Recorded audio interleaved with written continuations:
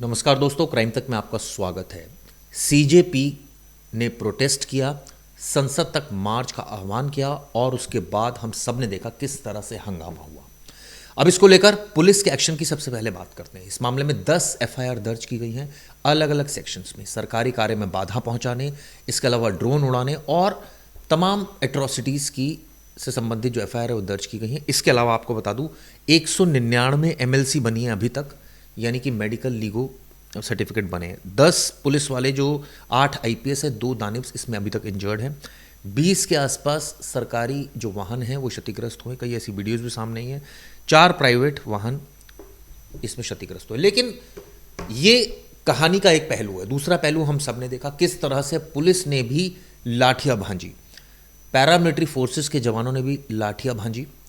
इसके अलावा कई ऐसी वीडियोस भी आई जिसमें ये कहा जा सकता है कि पुलिस की तरफ से जो प्रोटेस्टर्स हैं उनको हैंडल करने का एक अलग तरीका अपनाया गया। प्रवेश पांडे हमारे साथ मौजूद है। प्रवेश, इस पूरे मामले में हमने देखा कि कई वीडियोस, दोनों पक्षों की हम बात करेंगे क्योंकि यहाँ हम किसी का पक्ष लेने के लिए नहीं बैठे, जो सच है वो दिखाने के लिए बैठे हैं। पुलिस की तमाम वीडियो सामने हैं जिसमें कई जगह झड़पें नजर आ रही है और आप तो खुद भी मौके पर एजेंसीज थी, तीन सेंट्रल एजेंसीज थी। हाँ, और रैपिड एक्शन फोर्स वाले भी थे, बहुत सारी एजेंसीज के वहाँ लोग थे, कई पुलिस वाले सिविल में थे, ऐसा दावा किया जा रहा है प्रोटेस्टर की तरफ से, क्योंकि हाथ में जो डंडे हैं और वो पुलिस के बीच में खड़े, और फुटेज भी आए सामने। और होते हैं हर डिपार्टमेंट में, सिविल में भी कई पुलिस वाले होते हैं, स्पेशल सेल होती है, बहुत सारी चीज़ें होती हैं। और आरएफए में भी थे, रैपिड एक्शन, हाँ आरएएफ वाले, रैपिड एक्शन फोर्स वाले भी थे। मैंने एक चीज़ नोटिस की कि मैं वहाँ था जब संसद मार्ग वाले रोड पर भीड़ इकट्ठा हो रही थी। भीड़ बहुत ज़्यादा इकट्ठा हो गई थी और इतनी भीड़ पुलिस वाले भी नहीं सोचे थे, मतलब पुलिस के पास भी इतना इंटेलिजेंस नहीं था, क्योंकि इंटेलिजेंस कहाँ से होता, प्लान्ड होता तो दूर दूर से लोग आ रहे हैं अपना ट्रेन बस पकड़ के, तो उस भीड़ का कोई कैलकुलेशन नहीं है। वो भीड़ जॉब पे जाने वाली है या वहाँ प्रोटेस्ट में जाने वाली, किसी को कुछ पता नहीं। तो उतनी सारी भीड़ इकट्ठा हो गई, पुलिस ने अब इकट्ठा हो गई। अब डर ये होता है कि इकट्ठा इतनी भीड़ है, अगर एक साथ वहाँ तक पहुँच जाएगी, सदन तक पहुँच जाएगी अगर, तो फिर वहाँ मुश्किल खड़ी हो सकती है। वहाँ जितने टॉप लीडरशिप है वहीं बैठे हैं, तो वहाँ हालात बिगड़ सकते हैं। अब ऐसे में पुलिस का काम होता है तितर बितर करो पहले भीड़ को, और भीड़ को कैसे भी भगाने की कोशिश करो। भीड़, आपने देखा होगा ली मेरिडियन जो होटल है, पूरा सर्कल वाला एरिया है, गोल चक्कर है, 4 रास्ते हैं, 3 रास्ते जो जाते सदन की तरफ, और बाकी के 2 रास्ते जो थे वो ब्लॉक कर रखे थे, वहाँ से गाड़ियाँ जा रही थी। अब पुलिस ने एक रास्ता पूरा पैक किया था और वहाँ भीड़ थी। अब शुरुआत में आप देखो, हमेशा प्रोटेस्ट में शुरुआत में वो आगे जाने की कोशिश करेंगे तो हल्का बल प्रयोग किया गया। हल्का बल प्रयोग, पहले आंसू गैस के गोले दागे गए और लाठियाँ तो बाद में, अब धीरे धीरे बता रहा हूँ। पहले आंसू गैस के गोले दागे गए, वो आँख में लगना शुरू हुआ, बच्चे उससे परेशान हुए, हुटिंग और तेज़ हो गई। धीरे धीरे जो आराम से बैठे हुए थे, जो प्रोटेस्ट आराम से बैठकर चल रहा था, आंसू गैस के गोले के बाद धीरे धीरे बच्चों में भी गुस्सा शुरू हो गया। बच्चों ने जोर जोर के नारे लगाने शुरू कर दिए, स्टूडेंट्स ने नारे लगा दिए, और सिर्फ स्टूडेंट्स नहीं थे, हर वर्ग के लोग थे। हमने बाइट ली है, बहुत सारे अंकल आंटी भी आए हैं, पेरेंट्स भी आए हैं, मिड एज ग्रुप के भी आए हैं, बूढ़े भी आए थे, तो हर एक एज ग्रुप के थे, लेकिन यूथ ज़्यादा थे, आप ऐसा कह सकते हो 70% यूथ थे। अब वहाँ फिर नारे लगने लगे, फिर जो है पुलिस और उनके बीच में टसल हुआ, वो टसल बढ़ता गया, और वो टसल कब आग की तरह फैल गया, क्योंकि पुलिस एक चीज़ के साथ तो प्रिपेयर थी मेंटली कि इन्हें कैसे भी, पुलिस और जो सेंट्रल फोर्स थी रैपिड एक्शन, वो एक तरह से मेंटली प्रिपेयर थी कि इन्हें दूर भगाना है। एक बार ये तितर बितर हो गए, वापस जंतर मंतर चले गए तो कोई दिक्कत नहीं है, लेकिन यहाँ से इन्हें दूर हटाना है। तो इन्होंने उस चीज़ में सक्सेस रहे, इन्होंने लाठियाँ भाजी, फिर जो है आंसू गैस के गोले फेंके। कई रिपोर्ट्स ऐसी भी आई हैं कि कई जो स्टूडेंट्स थे उनको पैलेट्स गन के निशान है, पैलेट्स गन लगे। अब वो चलाया किसने पैलेट गन, इस पर कोई नहीं बता रहा है। दिल्ली पुलिस ने साफ हाथ खड़ा कर दिया है कि हमने पैलेट्स गन नहीं चलाया, लेकिन दिल्ली पुलिस ने सिर्फ खुद की जिम्मेदारी ली है, बाकी एजेंसीज की नहीं, कि रैपिड एक्शन फोर्स वालों ने वो पैलेट गन चलाया, किसने चलाया, इसके बारे में नहीं। एक वीडियोज़ आई जिसमें करंट वाली मशीन है, वो करंट लगा रहे हैं। फिर एक वीडियो वो भी आई कि एक स्टूडेंट पेपर स्प्रे मार रहा है, फिर पुलिस वालों ने उसे पकड़ लिया। तस्वीरें दोनों तरफ की आ रही है, आप क्या देखना चाहते हो उस पर डिपेंड करता है। मैंने देखा एक चीज़, ये मैं बहुत प्रैक्टिकली सोशल मीडिया यूज़ कर रहा हूँ, तो मैंने 2 वीडियो देखा कि पुलिस मार रही है, तो मुझे नीचे 10 वीडियो एल्गोरिदम मेरा वही दिखाने लगा। फिर मैंने 2 वीडियो रुक कर देखा कि स्टूडेंट्स ने हमला किया है पुलिस पर, तो वो वाली वीडियोज़ दिखने लगी। तो आपका एल्गोरिदम आपको वही दिखा रहा है इंस्टाग्राम पे जिस तरह की वीडियो आप देख रहे हो। तो वीडियो तो दोनों तरफ की आई, लेकिन ये बात आप नहीं दरकिनार कर सकते कि ज़्यादा लाठियां तो भाजी गई हैं। हाँ, वो आरएफए हो या पुलिस हो, सिविल ड्रेस में पुलिस हो, जो भी हो, लेकिन लाठियां भाजी गई हैं। और जहाँ इतनी लाठियां नहीं भाजनी चाहिए, मतलब मैंने कई वीडियो देखी कि एक ही लड़के को 20 डंडे मार रहे हो आप, वो बैठा है 20 डंडे, अगर आपको भगाना है आप पैर के नीचे मार के आप तितर बितर कर सकते हो, एक डंडे में भी आप तितर बितर कर सकते हो, और आपको तितर बितर करना है, आप डरा भी सकते हो। लेकिन एक बच्चे को आपने 20-20, मैंने बहुत सारे सीनियर जर्नलिस्ट उनका ट्वीट देखा, उन्होंने लिखा कि आप एक ही लड़के को 20 डंडे मार रहे हो, आप एक ही आदमी को 20-20 डंडे मार रहे हो, 10-10 डंडे मार रहे हो, एक साथ भीड़ में 10 डंडे मार रहे हो। कर आपने सीपी की फिर दूसरी तस्वीर देखी, सीपी की दूसरी तस्वीर देखी जिसमें आरएफए के जवान को फिर प्रोटेस्ट जो है वो उन पर हमला कर देती हैं बाकायदा। फिर कुछ प्रोटेस्टर बचा भी रहे थे, कुछ प्रोटेस्टर बचा रहे थे। एक चीज़ इस दौरान आरएएफ के जो वो अधिकारी थे उनका कपड़े भी फट गए और वो किसी तरह से वहाँ से बच निकले। लेकिन सवाल ये उठता है कि ये सब कुछ हुआ कैसे। हम सब ने देखा सोनम वांगचुक और सीजेपी कॉकरेज जनता पार्टी का प्रोटेस्ट चल रहा था। शनिवार के दिन सुबह सुबह जब नए पुलिस कमिश्नर ने चार्ज लिया था, हालांकि शुक्रवार को ही ले लिया था, लेकिन शनिवार सुबह सुबह सोनम वांगचुक को हटा दिया गया। उससे ऑब्वियसली जो प्रोटेस्ट साइट पर जो प्रदर्शनकारी थे, आंदोलनकारी थे, सीजेपी के कार्यकर्ता थे, खुद अभिजीत दीपके थे, वो सब परेशान हुए। अभिजीत दीपके का रोने वाला वीडियो भी सामने आया जिसमें वो खुद रो रहे हैं कि ये पुलिस ने क्या किया, और ये कहा गया कि जबरन लेकर जाएगा। लेकिन आपको बता दूं ये एसओपी होता है, यानी स्टैंडर्ड ऑपरेटिंग प्रोसीजर, जिसमें जब डॉक्टर्स इस तरह की रिपोर्ट देते हैं कि ये पेशेंट की जान पर बनाई है, इनको एडमिट कराना बेहद ज़रूरी है, तभी पुलिस ऐसा करती है। क्योंकि प्रवेश हमने देखा 18 दिनों से तो नहीं उठाया, 18 दिनों से तो बैठे थे और आराम से चल रहा था सब कुछ।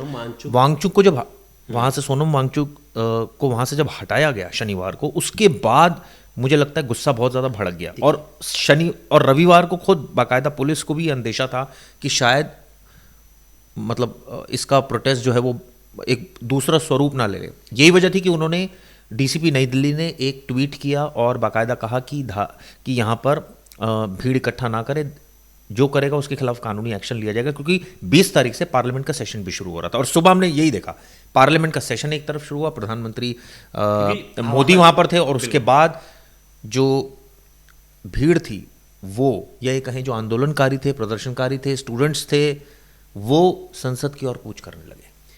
देखिए, आह्वान पहले ही दे दिया गया था। सोनम वांगचुक ने खुद कहा था कि मैं इस मार्च को लीड करूंगा, मैं खुद जाऊंगा।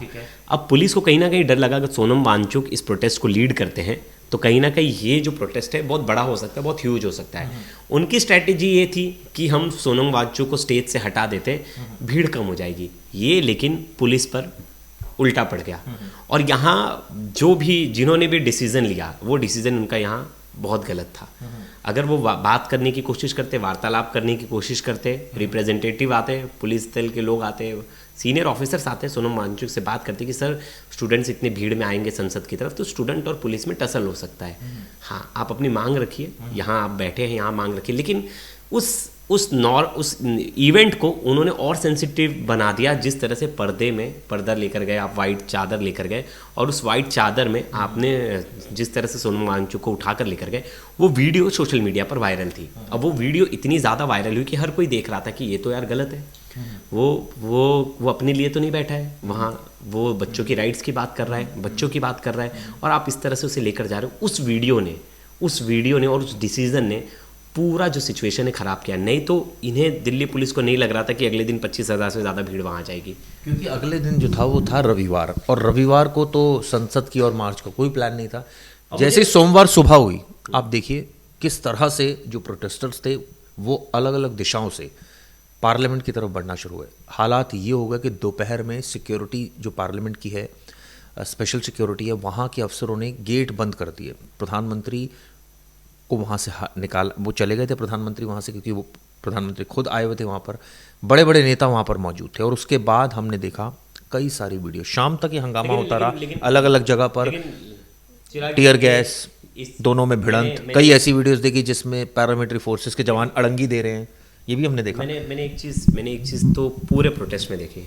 अगर स्टूडेंट ने 10% उपद्रव मचाया है ना, अगर 10% आप देख सकते हो कि पत्थर मार रहे या धक्का मुक्की हुई है, 70% से ज़्यादा जो एग्रेसिव थे वो पुलिस और आरएएफ थी। ये मैंने अपने आंखों से देखा है, और जो चीज़ें हमें नज़र आ रही है उसको हम बयां कर सकते हैं। क्योंकि यहाँ तो पहले जो स्टूडेंट्स थे, आप अगर जनपद वहाँ वाला एरिया देखेंगे, 3 मार्ग है। जो संसद मार्ग वाला एरिया है सदन जाने के लिए, वो संसद मार्ग वाला जो एरिया है, वहाँ आपको बहुत कम फुटेज ऐसे दिखेंगे जिसमें पत्थर चल रहे हैं।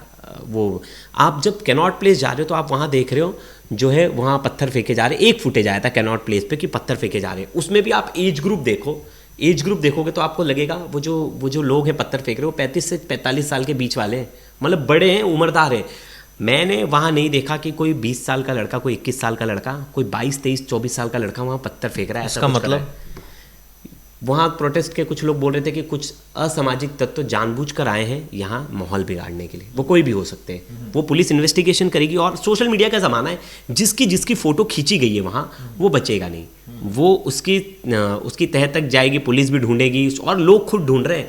एक फुटेज वायरल हुआ, एक पुलिस वाला बैठा है, उससे पूछा जा रहा है कि तुम सिविल में क्यों बैठे हो, डंडा लेकर बैठा है, और उसकी वीडियो बना रहे, वो खड़ा होकर लाठियाँ भाज रहा है। और फिर एक ऑफिसर की वीडियो आई। अब देखिए बहुत सारी वीडियो आधी अधूरी है, क्योंकि सोशल मीडिया पे तो आपको कट छट के वीडियो मिल रही है। अब एक वीडियो आई कि एक सीनियर ऑफिसर है, लांबा करके कोई तो है, संदीप लांबा, वो एक महिला को थप्पड़ मार रहे हैं। इतने इंसेंसिटिव कैसे हो सकते हैं एक पुलिस ऑफिसर, इतने इंसेंसिटिव कैसे हो सकते? और उनका भी कोई बयान आया, उनका बयान आया, उन्होंने साफ साफ ये बात बोली कि मेरे साथ बदसलूकी की गई, मेरी वर्दी को छेड़ा गया, मुझे धक्का दिया गया। और वो पार्ट वीडियो का नहीं मुझे दिखा, वो वाला पार्ट जरूर दिख रहा है जिसमें आप एक आईपीएस ऑफिसर हो, एथिक्स की बात करते हो। मैंने उनकी पुरानी वीडियो देखी, वो एथिक्स की बात करते हैं। आपको क्राउड कंट्रोल के लिए क्यों रखा गया है? आपको क्राउड कंट्रोल के लिए क्यों रखा गया है? अगर आपको पता है सामने वाला उग्र है तो आपको कैसे वहाँ डील करनी है? आप बोल रहे हो कि एक महिला ने आपके कपड़े को छुआ, आपने उसे थप्पड़ मारना आपने उसे थप्पड़ मारना शुरू कर दिया, ये तो कहीं से भी जस्टिफाई नहीं है। और जो वीडियो, जहां तक का वीडियो, अगर उनके पास बड़ी वीडियो है तो वो दिखा दें, सीसीटीवी फुटेज तो हर जगह है। पुलिस ने ऐसी वीडियो सामने आई हैं, और दिल्ली पुलिस का जो सोशल मीडिया डिपार्टमेंट है वो भी कई ऐसी वीडियोस को पिन पॉइंट कर रहे हैं। पहले दिन तो चिराग जी सोशल मीडिया पर दिल्ली पुलिस ने डिनाई कर दिया कि हमने तो कोई लाठियाँ भाजी ही नहीं, हमारी तरफ से तो कुछ ऐसा हुआ नहीं, हमारी तरफ से किसी। तो फिर जैसे आप देखो, हर किसी के पास फ़ोन था, आपने वहाँ जहमत लगा दिया था उस एरिया में। जैसे ही लोग अपने घर पहुँचे, मैं वहाँ बहुत सारे स्टूडेंट से मिला जो दिखा रहे, देखो सर हमारे यहाँ खून निकला है, देखो मेरे पास वीडियो है, इसमें पुलिस हमें मार रही है।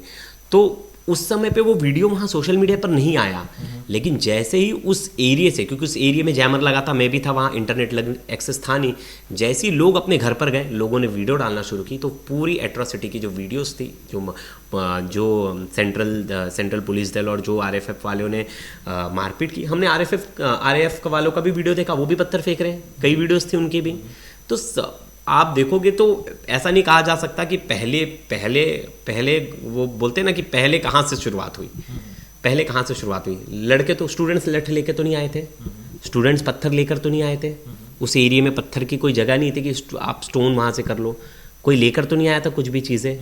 हाँ, आप उस जगह पर, आप एंट्री पॉइंट पर आप जब लोगों को भी चेक कर रहे थे तो आपने देखा नहीं कोई क्या है। तो ये बात तो साफ नज़र आती है कि पुलिस को उन्हें दूर भगाना था, और दूर भगाने के लिए पुलिस ने बल प्रयोग किया, ये तो था।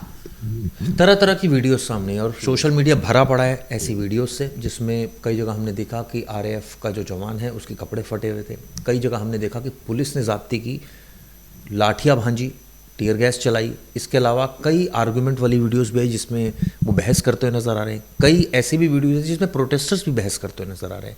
अब ऐसे में यहाँ ये कहना कि पहले किसने किया, बाद में किसने किया, गलती किसकी है, किसकी कम गलती है, किसकी ज़्यादा गलती है, पुलिस की इन्वेस्टिगेशन तो होगी, 10 मुकदमे दर्ज हुए, लेकिन इसमें एक चीज़ और भी है कि पुलिस की इन्वेस्टिगेशन कौन करेगा? जो पुलिस ने इतना कुछ किया है उसकी इन्वेस्टिगेशन कौन करेगा? जो सर फोड़े है, जो खून निकल रहे हैं बच्चों को, उसकी इन्वेस्टिगेशन कौन करेगा? उसकी जाँच कौन करेगा?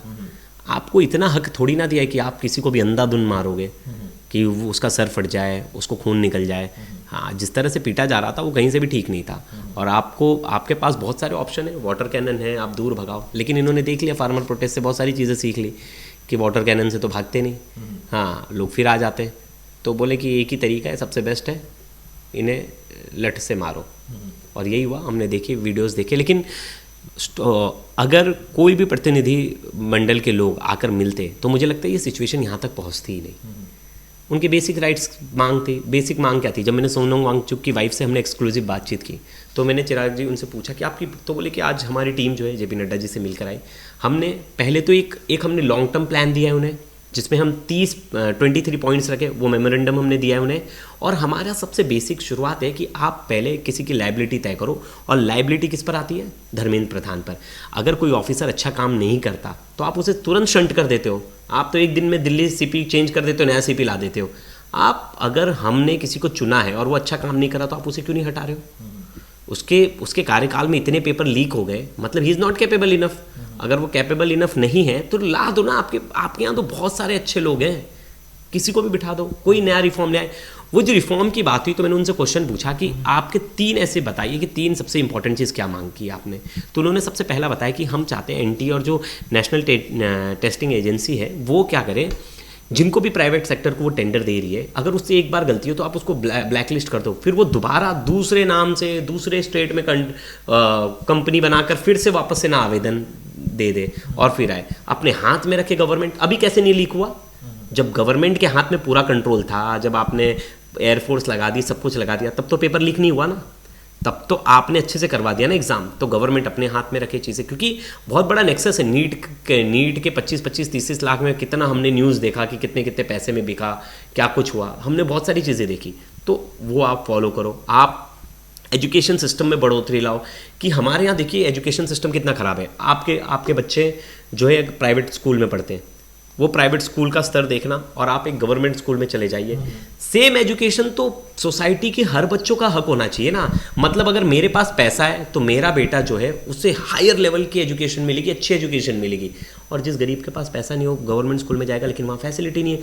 वो 3 साल की उम्र में 4 साल, वो 4 साल 5 साल की उम्र में वो AI सीखने लगा है। यहाँ 5 साल का लड़का सिर्फ 2 1 2 सीख रहा है, टेबल सीख रहा है, ये सीख रहा है। तो इसमें जो है स्टेबिलिटी आनी बहुत ज़रूरी है। आप चाइना जापान जब कंपेयर करते हो आप खुद को, तो वहाँ क्या है, वहाँ एजुकेशन सिस्टम सबके लिए सेम है, तो ये होना चाहिए। इसके बाद हमने देखा जो तस्वीरें सामने आई, इस पूरे प्रोटेस्ट को अपने हाथ में ले लिया कांग्रेस ने, और कांग्रेस के जो वरिष्ठ नेता थे राहुल गांधी अपने दल बल के साथ संसद से निकल गए प्रधानमंत्री आवास पर। कल तस्वीरें हमने देखी किस तरह से वो प्रधानमंत्री आवास पर धरने पर बैठ गए। उसके बाद पुलिस ने उनको वहाँ से उठा दिया और डिटेंशन सेंटर ले आए। बाद में हमने देखा देर रात मंदिर मार्ग थाने में तमाम नेताओं को डिटेन किया गया, लेकिन बाद में छोड़ दिया गया।